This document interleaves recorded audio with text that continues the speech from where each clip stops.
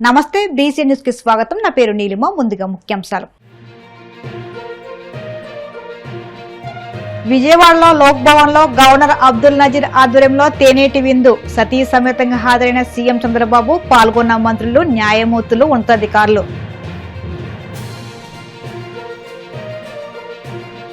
మామిడాడలో జ్యోతుల పాపారావు సాగునీటి పథకాన్ని ప్రారంభించిన ఎంపీ సానా సతీష్, ఎమ్మెల్యే జ్యోతుల నెహ్రూ. పథకం ద్వారా 3,500 ఎకరాలకు జీవజలం.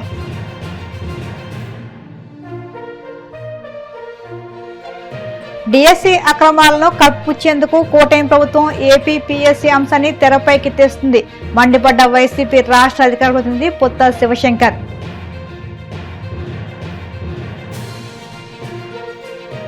రాష్ట్రంలో కరువు రావాలని కోరుకుంటూ బీఆర్ఎస్ నేతలు చేతబడులో అఘోర పూజలు చేయిస్తున్నారు. తెలంగాణ సీఎం రేవంత్ రెడ్డి సంచలన ఆరోపణలు. విజయవాడలోని లోక్ భవన్ లో governor Abdul Nazeer at home కార్యక్రమాన్ని ఘనంగా నిర్వహించారు. ఈ కార్యక్రమానికి సీఎం చంద్రబాబు, ఆయన అర్ధాంగి నారా భువనేశ్వరి ముఖ్య అతిథులుగా హాజరయ్యారు. ఈ వేడుకలో పాల్గొనేందుకు వచ్చిన సీఎం చంద్రబాబు దంపతులను గవర్నర్ అబ్దుల్ నజీర్, ఆయన అర్ధాంగి సాదరంగా ఆహ్వానించారు. అనంతరం గవర్నర్ దంపతులు ఆహ్వానితులకు తేనేటి విందు ఇచ్చారు. ఈ కార్యక్రమంలో రాష్ట్ర మంత్రులు, శాసనసభ్యులు, హైకోర్టు న్యాయమూర్తులు, ప్రభుత్వ ఉన్నతాధికారులు, ప్రజాప్రతినిధులు, సైనిక అధికారులు, ఇతర రంగాలకు చెందిన ప్రముఖులు పెద్ద సంఖ్యలో పాల్గొన్నారు. ప్రముఖుల రాకతో లోక్ భవన్ ప్రాంగణం పండుగ వాతావరణంలో సందడిగా మారింది.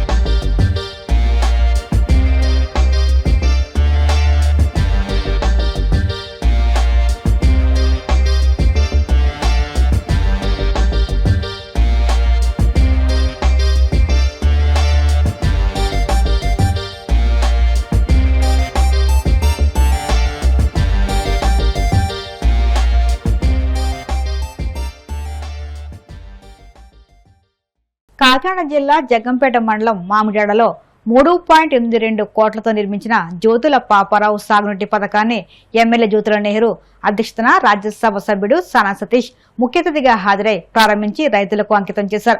ఈ పథకం ద్వారా సుమారు 3,500 ఎకరాల ఆయకట్టుకు సాగునీరు అందనుంది.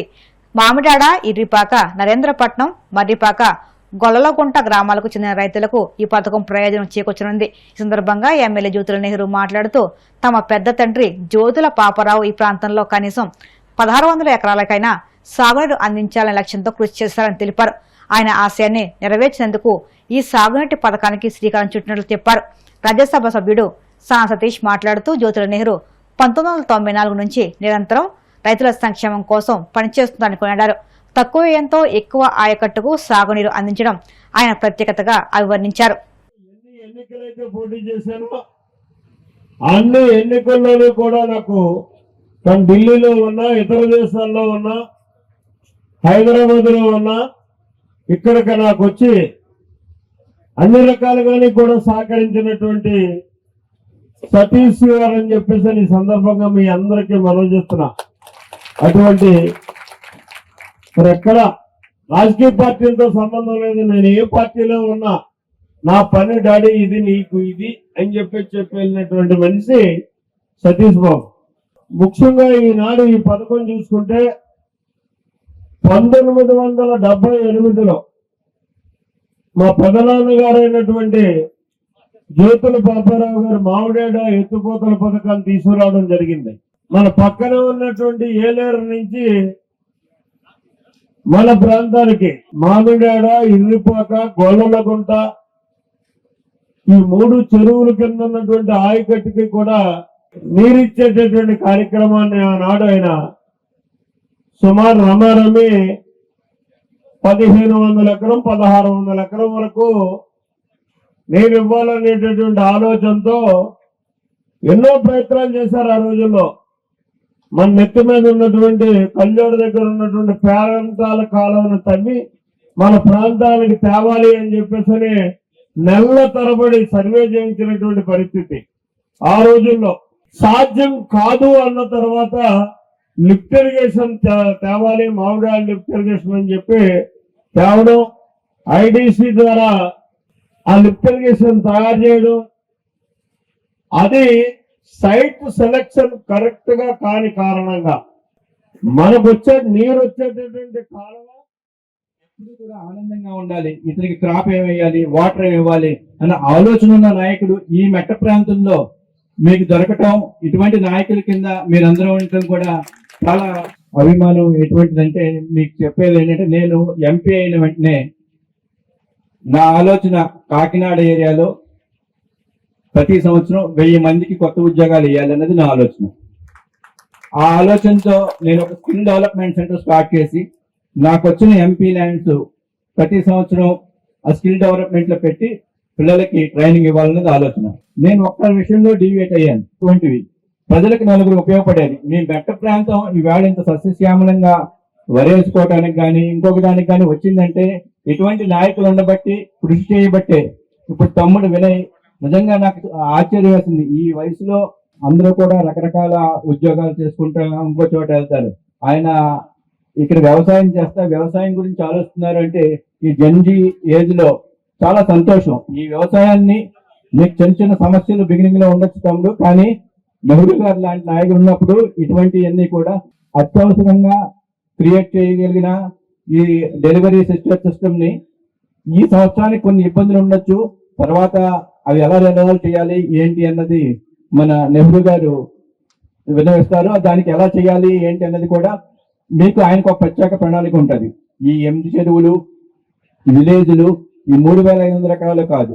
ఈయన ఎప్పుడు కూడా ఈ మెట్ట ప్రాంతం సస్యశ్యామలం అవ్వాలని చెప్పి కొత్త కొత్త ఆలోచనతో వస్తూ ఉంటారు. నాకు ఒక సంవత్సరం క్రితం ఒక ఆలోచన చెప్పారు. పాములూరు అని ఏజెన్సీలో ఒక ఊరు ఉంది. అక్కడి నుంచి వాటర్ అంతా గోదావరిలో కలిసిపోతుంది. ఆ గోదావరిలో కలిసిపోయిన సముద్రంలో కలిసిపోతుంది. ఆ నీటిని ఎలా డైవర్ట్ చేసి మనం మట్ట ప్రాంతానికి తీసుకురావచ్చు అని అడిగారు. అసలు ఈ ఆలోచన ఇరిగేషన్ డిపార్ట్మెంట్ వాళ్ళకే లేదు.